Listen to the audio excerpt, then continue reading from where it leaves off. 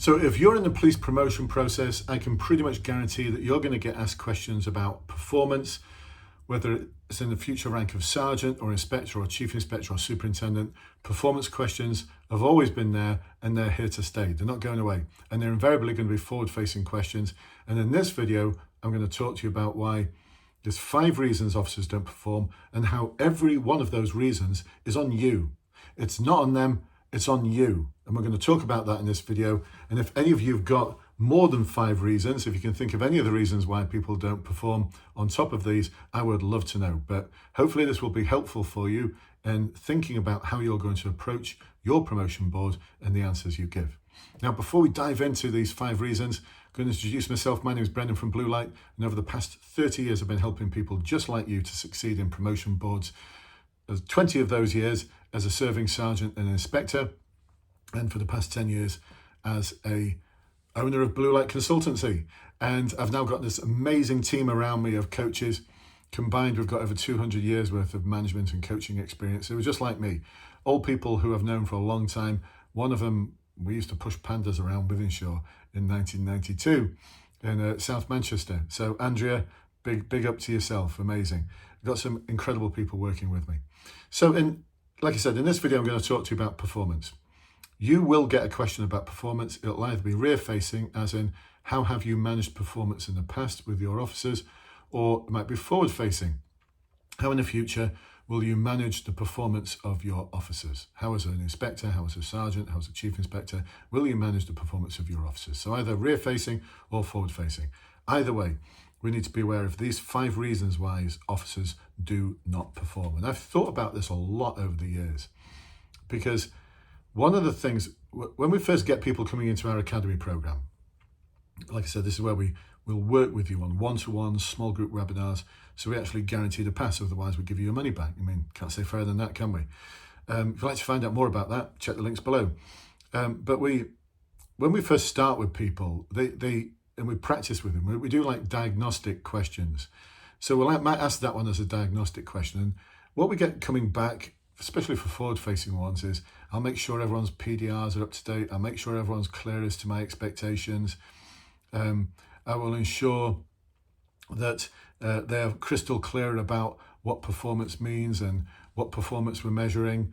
And you know, side topic for another video, we're getting quite unethical in how we're doing our targets at this moment in time. It's like we're revisiting 20 years ago. I was around in the days of GMP's GRIP, the CompStat system that came from the NYPD. It was brutal. It was morally destructive. And I've seen an inspector crying in the toilets after a GRIP meeting. It does nothing to help performance. It does everything to destroy police officers. So anyway, subject of another video of that. What I'd like us to focus on is ethical performance. I think there's a big difference between just performance, measuring people's performance, and ethical performance. Anyway, that's for another video, another time. Let's dive in and look at the 5 reasons why officers don't perform, and why every one of those reasons is on you as a supervisor, is on you as a leader, is on you as a manager, however you describe yourself. It's on you. It's not on them. So, and like I said, here's your challenge. If you can think of any other reason why officers don't perform, let me know in the comments. Drop me a line, drop me an email. I would love to hear from you. I'd like to turn it from 5 to 6 maybe, but at the moment I can't think of anything else. The first reason why people don't perform is they didn't know they needed to. And you may be thinking, well, I made it really clear. I sent them all an email. You think that everyone reads your emails? You think people actually listen to you when you're on parade?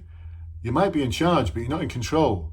You know, don't for one moment think you're in control, and that just because you say something needs to be done, that they actually know that that thing needs to be done. So whatever the thing is, let's just refer to it as the thing, the performance thing. Whatever the thing is, you need to be absolutely crystal clear multiple times in different formats, in different ways, to make sure they know they need to do this thing. So I didn't know I needed to do it. Right, well, now you do. I'm telling you, now I require you to do X, Y, and Z, and I'll put it in writing as well. Are we in any doubt now? No Sarge, no boss, no doubt whatsoever. Brilliant. There's the first one. They just didn't know they needed to do it. The second one is they knew they needed to do it, but they didn't know when they needed to report it by. They didn't know it even needed to be reported by. They just thought they had to do the thing. So they didn't know when they had to submit that thing by. So it might be a form, or it might be some kind of return, or whatever the thing is that you've invented. They didn't know when it needed to be enforced. So you just again, be crystal clear with them. Oh, I'm glad you did it, but I probably didn't make myself clear enough. I actually required it to be submitted by last Friday. Oh, you didn't tell me that. You didn't tell me that. I was going to submit it next week. No, last Friday, that's when I needed it. And it's on me because I didn't make that crystal clear to you. I didn't make it clear to you that I needed this thing doing, and I needed it doing by a certain time, or by a certain time during the week, or by the end of the shift, or whatever it might be. You still with me? That's the second reason. The third reason, and this one is quite common, they didn't know how. They didn't know how to do the thing. And you may be thinking, well, they've had the training. You don't think that just because someone's had training in something that they're actually capable of doing whatever the thing is. Just because they've done the NCALT package, press enter, enter, enter at 4 o'clock in the morning, that they're actually learning anything and then know how to do the thing. And don't think for one moment that if a police officer doesn't know how to do whatever the thing is, that they're going to put their hand up on parade and go, Sarge, I don't know how to do the thing. Because everyone's going to laugh at them, everyone's going to smirk, smile, whatever. And so they're going to battle through. And I don't want to make light of this. You know, we've got some promotion candidates at the moment who are dyslexic. And good, great, they're getting the support. They've been identified as dyslexic once they were actually in the police. And it wouldn't stop them getting into the police anyway, but they would not put their hand up and say, I don't know how to do that, because it involved something which was going to highlight their dyslexia. And so they just masked it, and they went through their career masking behaviors and avoiding certain things that they knew would reveal their neurodiversity. And so this is really important. There's many reasons why people don't know how to do something. Is it on them? No, it's on you. Because you didn't make sure that they knew they needed to do it, when it was needed to be done by, and how to do it. You didn't make sure that they knew how to do it. So it's on you again, I'd suggest. Makes sense? So we've now got 3 reasons why people don't perform. Didn't know they needed to do it, didn't know they needed to do it by, and they didn't know how to do it. So that's a training thing. And it's not about NCALT, it's not about training school. Again, it's on you. It's your job to ensure that they've got the knowledge, understanding, and skills and values and behaviors to be able to deliver the thing, whatever the thing is. You're still with me? Awesome. Number 4, and this is a big one. They're just not motivated. They just don't care about the thing. I'll give you an example from my previous life where I actually made it crystal clear to the chief superintendent that I'm not interested. And there was a conversation that we had to have after. We had to have it because I was told we have to have it. But I made it really clear, I'm not interested in drive-offs. I am not interested in people who fill up their petrol tank and at the petrol station and drive off. We had one petrol station where it was rife. And I remember going to speak to the manager who just said, I don't care. I'm not interested. I will report all of them to you. But if someone drives off with a full tank of petrol, I will report it as a crime. And no, you're not going to investigate it, because I'm not going to release one of my staff for an hour whilst you take a statement of them, because I don't support the prosecution. All I want is a crime number. Why? Because once I've got that crime number, my accountant can claim back all the taxes I've paid. I can make, they just said, they just picked up a cup and said, still remember them saying, they picked up their cup of coffee and said, if I sell one of these, I will recoup those costs. So no, I'm not interested. And that's why I wasn't interested. Like, well, why should I?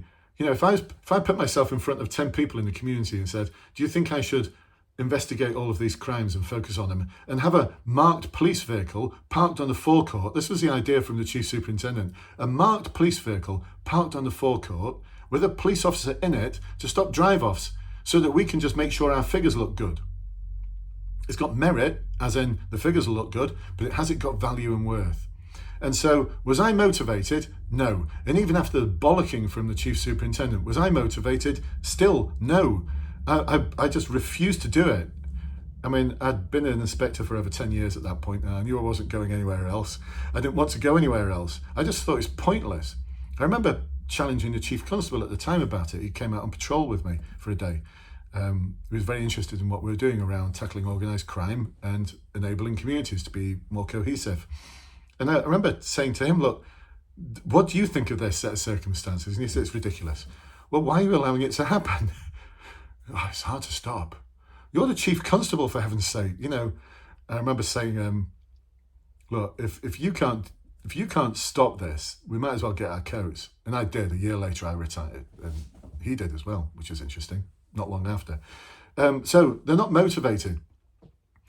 You can bash officers over the head all you want with targets. I know this because I've been through target world. I've been through a decade of target world in Greater Manchester Police, where I was the best at duking the stats. You don't spend a decade in GMP as an inspector through the days of grip and all of the other fancy names they had for these performance meetings where you just get berated publicly.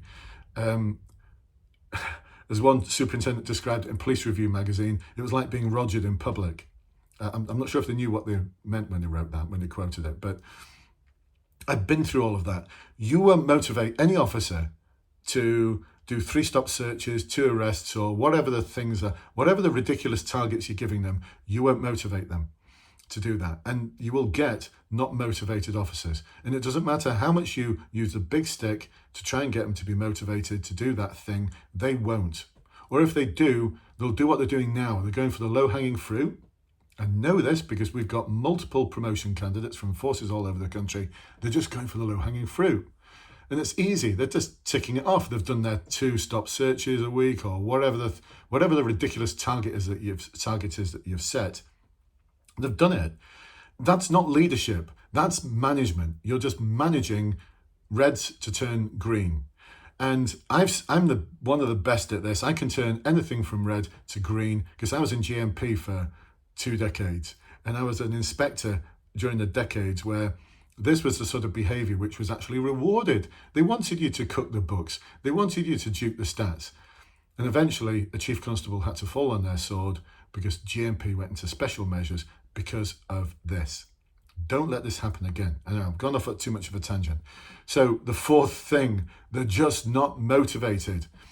It's your job as a leader to persuade them, to have a vision. And it's not on them. Again, it's on you. They don't create the vision. You create the vision. You create the vision. Create it with them, but you create the vision. It should reflect the chief constable's priorities. Otherwise, why would the chief constable have those priorities?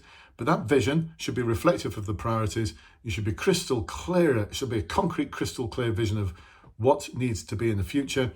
And now we're going to motivate those officers to deliver on that, which will probably involve stop and searches, arrests, detections, and all of those things that you're actually setting ridiculous targets for. Although now they're going to do something that's not just got merit, as in it's hitting the targets, it's got value and worth in society. And if you lined up 10 people from the community and said, what do you think about what we're doing now? They'd go, crack on, awesome. That's exactly what we want you to do. And that's the difference between performance and ethical performance. Does that make sense? Anyway, more videos about that another time. So the 4th reason, they're just not motivated. And it's your job as a leader to motivate them. It's not on them. It's not on them. The last one, the 5th reason, is because of a blockage. Because of some external blockage that is preventing them from doing the thing that you want them to do. So let's use an example of vulnerable victims of domestic violence. You might have like a 40-page questionnaire or something. I don't know if those still exist, but you might have a load of things that need doing, compliance things about victim care that needs to be there, that should be there, I believe in it, but officers aren't doing it. And you find out it's not because they don't want to, it's because the talking brooch, the radio, is sending them to the next job. It may be a control room operator that is thinking more about clearing the numbers of jobs coming in rather than the quality of service. It may be that as an inspector, you've got a sergeant who's more interested in clearing the numbers and is proud of the fact that they're handing over just 2 jobs or 2 incidents as opposed to 10. That's what they're more interested in. They're not interested in delivering a quality service for those victims, which will probably relate to your Chief Constable's priorities. And so that's an external blockage. That's just an example of an external blockage. I'd love to do the thing. I'd love to support those vulnerable people, but I can't because I'm being sent to another incident before I've finished. And it's all recorded. I've said I've not finished here. I've not done the full care package, whatever it is for the victim. You've got to go to this incident. It's an immediate, you're the closest, you've got to go. So it's not on them. Again, it's on you. It's on you as a leader to make sure that the control room operator and the sergeants are crystal clear about what your expectations and your vision is to enable that blockage to be released. So there you go, folks. 5 reasons why police officers do not perform. I hope you're persuaded now that it's all on you. It's got nothing to do with them other than how receptive they are to your leadership. Now, the big challenge now is how do you put all of that into an answer at a promotion board? Because when you articulate that style of leadership and performance management, ethical performance management, into a board answer, trust me, you will stand out. I know this because our candidates pass, and they pass really well. And don't just take my word for it, take a look at the Trustpilot reviews below. 5 reasons why police officers don't perform. It's all on you. If you can think of any of the reasons, please do let me know in the comments. I'd love to hear from you. If you've got an awesome reason, I'd love to talk it over with you because we'll add it to the 5 and make it 6. But at the moment, I can't think of any others. There's your challenge. The other challenge, how do you turn it into an interview answer? Come and join us in the Academy. There's a form to complete.